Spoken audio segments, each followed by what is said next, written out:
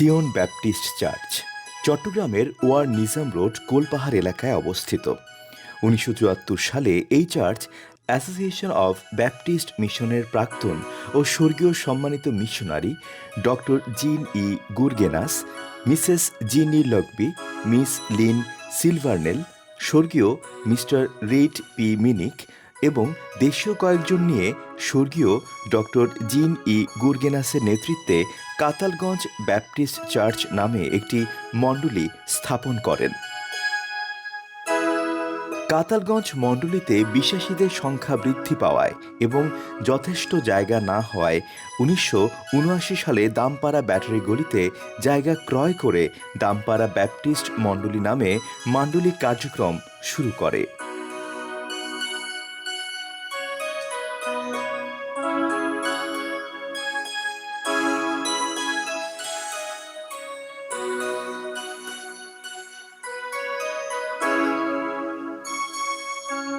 সিয়ন মণ্ডলী ১৯৭৪ সাল থেকে বিভিন্নভাবে ঈশ্বর আমাদেরকে প্রচুর পরিমাণ আশীর্বাদ দান করে আসছেন এবং সিয়ন মণ্ডলী প্রতি শুক্রবার ৮:৩০ থেকে আমরা ১০টা সাড়ে ১০টা পর্যন্ত আমরা উপাসনা করে থাকি। আমাদের এই উপাসনা শুরুতে আমরা আমাদের মহান ঈশ্বরকে আমরা আরাধনা দিই, প্রার্থনা করি, ঈশ্বরের বাক্য থেকে শুনি, আমরা আমাদের ভালোবাসা আমাদের সদাপ্রভু ঈশ্বরকে আমরা জানাই এবং সমস্ত কিছু তার পুত্র প্রভু যীশু খ্রিস্টকে আমরা উৎসর্গ করি, যাতে আমাদের সমস্ত রকম ভালোবাসা আমাদের প্রভু যীশু খ্রিস্টের মধ্যে দিয়ে আমরা যেন তাকে দিতে পারি, আমাদের সর্ব মহান ঈশ্বর গৌরব করতে পারি সদাপ্রভু ঈশ্বরকে। আমাদের এই উপাসনা আমরা প্রতি শুক্রবার করে থাকি। আমাদের এই উপাসনায় আমাদের যুব ফেলোশিপ হয়, মহিলা ফেলোশিপ আছে, পুরুষ ফেলোশিপ আছে এবং বিভিন্ন রকম কার্যক্রম আমরা এই মণ্ডলীতে আমরা করে থাকি। আমাদের এই মণ্ডলীতে আমরা আপনাদেরকে আমন্ত্রণ জানাই, আপনারা যারা এই চট্টগ্রাম অঞ্চলে আসবেন, বেড়াতে আসবেন এবং আমাদের এই মণ্ডলী জিসির মোড় এলাকায় প্রতি শুক্রবার আমরা করে থাকি। আপনাদের প্রত্যেককে আবারও আমন্ত্রণ জানাচ্ছি। ইমানুয়েল।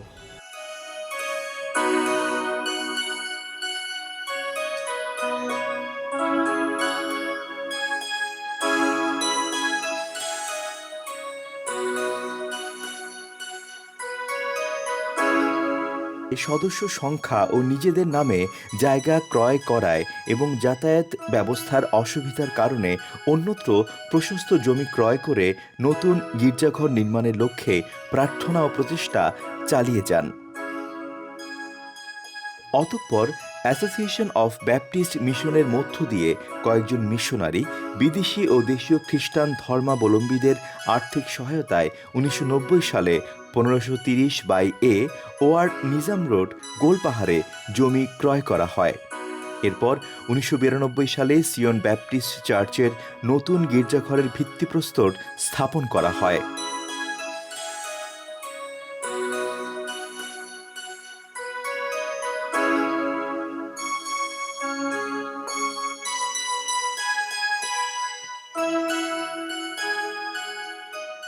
আমি খ্রিস্টের সুখবর পৃথিবীর লোকদেরকে জানাই। আমি কেন প্রভু যীশু খ্রিস্ট পৃথিবীতে এসেছেন সে কথাটা আমি পৃথিবীর লোকদেরকে বলি।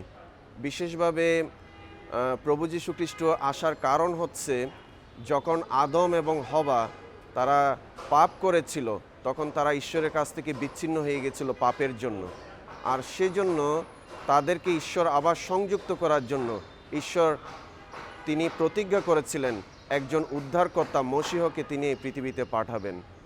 আর তাই তিনি তার প্রতিজ্ঞা অনুসারে তিনি অনেক ভাববাদীর মধ্য দিয়ে তিনি প্রকাশ করেছেন, প্রতিজ্ঞা করেছেন যে তিনি একদিন এক মশীহকে পাঠাবেন।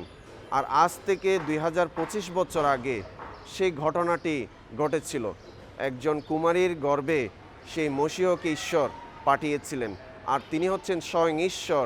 তিনি এই পৃথিবীতে মানুষ আকারে প্রকাশিত হয়েছিলেন। আর এই জন্য এই সুখবর আমি লোকদের কাছে প্রচার করে থাকি। এবং আমাদের পবিত্র বাইবেলের রোমিও ৬:২৩ বলে, পাপের বেতন মৃত্যু, কিন্তু ঈশ্বরের অনুগ্রহ দান আমাদের প্রভু যীশু খ্রিস্টেতে অনন্ত জীবন। আর এই অনন্ত জীবনের কথা আমরা লোকদের কাছে ঘোষণা করি।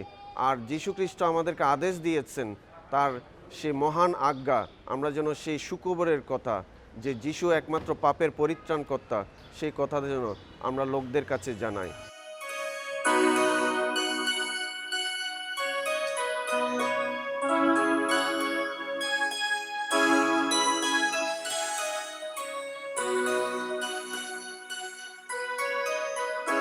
পরবর্তীকালে উক্ত গির্জাঘরের নির্মাণ কাজ অসমাপ্ত থাকা অবস্থাতেই 1994 সালে অত্র মণ্ডলীর সদস্যগণ নতুন নামকরণ করেন সিয়ন ব্যাপটিস্ট চার্চ। এই ব্যাপটিস্ট চার্চ শিশু কিশোরদের ধর্মীয় শিক্ষায় শিক্ষিত করার পাঠদান করে থাকেন। তাদের পাশাপাশি মহিলা ও পুরুষদের ধর্মীয় শিক্ষা দান করে থাকেন।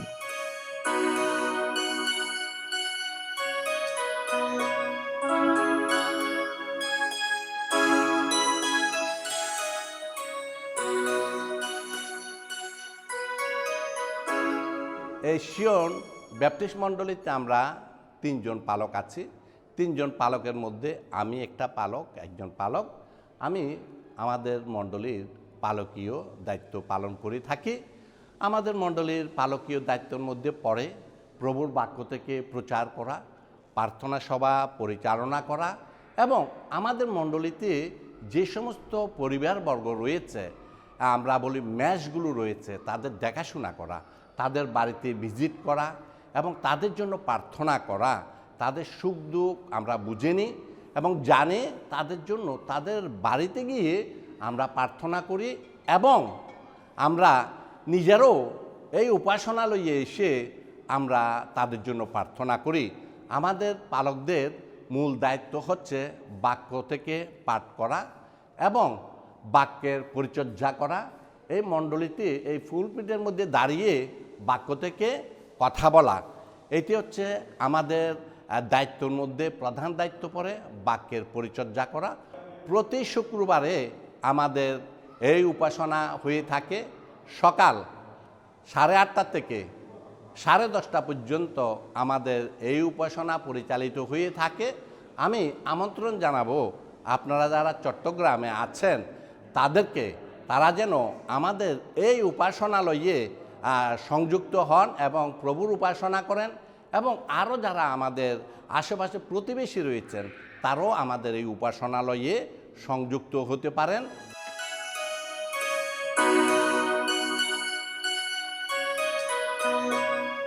ঈশ্বরের বাক্য সম্বন্ধে খ্রিস্ট ধর্মাবলম্বীদের প্রত্যেকের জ্ঞান থাকা দরকার। ঈশ্বরের প্রতি আস্থা রক্ষার্থে খ্রিস্টান ধর্মাবলম্বীরা গির্জায় প্রার্থনা করার জন্য নিয়মিতভাবে এখানে আসেন।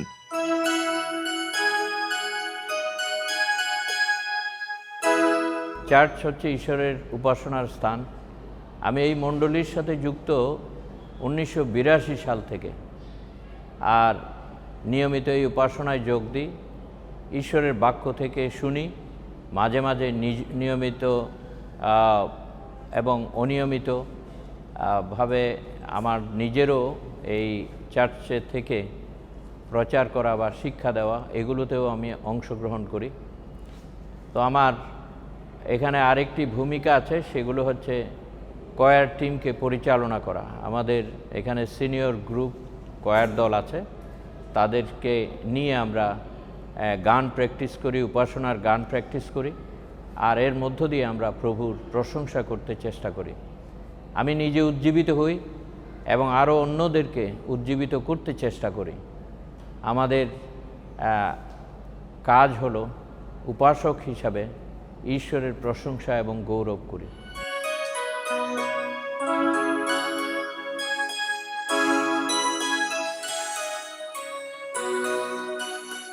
এই ব্যাপটিস্ট চার্চটি বর্তমানে খ্রিস্টান ধর্মাবলম্বীদের জন্য জনপ্রিয় হয়ে উঠছে। এই এলাকার খ্রিস্টান ধর্মাবলম্বীরা ঈশ্বরের প্রতি বিশ্বাস স্থাপন এবং পরিত্রাণ পাবার জন্য এই গির্জাঘরের প্রার্থনায় মগ্ন হয়।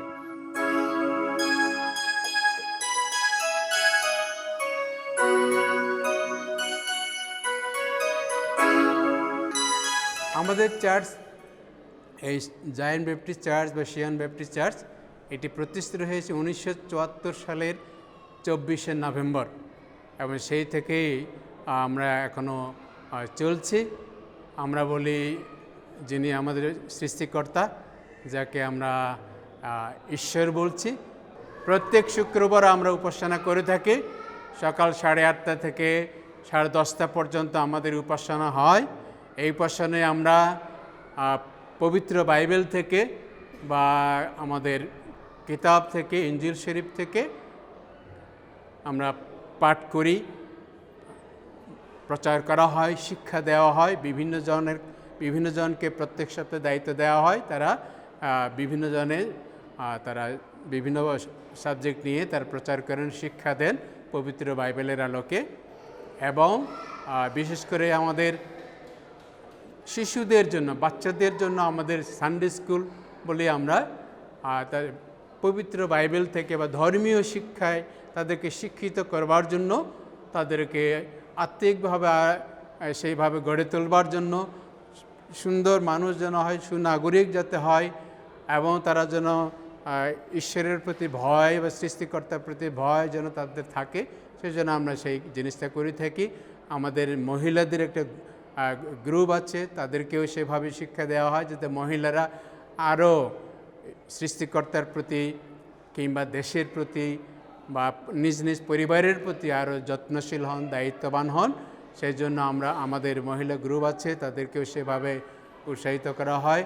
আমাদের যুব গ্রুপ আছে, আমাদের পুরুষ গ্রুপ আছে। একইভাবে তারাও প্রত্যেক মাসের দ্বিতীয় সপ্তাহে বা দ্বিতীয় শুক্রবার তাদেরকে সমবেত হওয়ার জন্য সুযোগ দেওয়া হয়। তারা সমবেত হন, প্রার্থনা করেন এবং প্রভুর গৌরব করেন।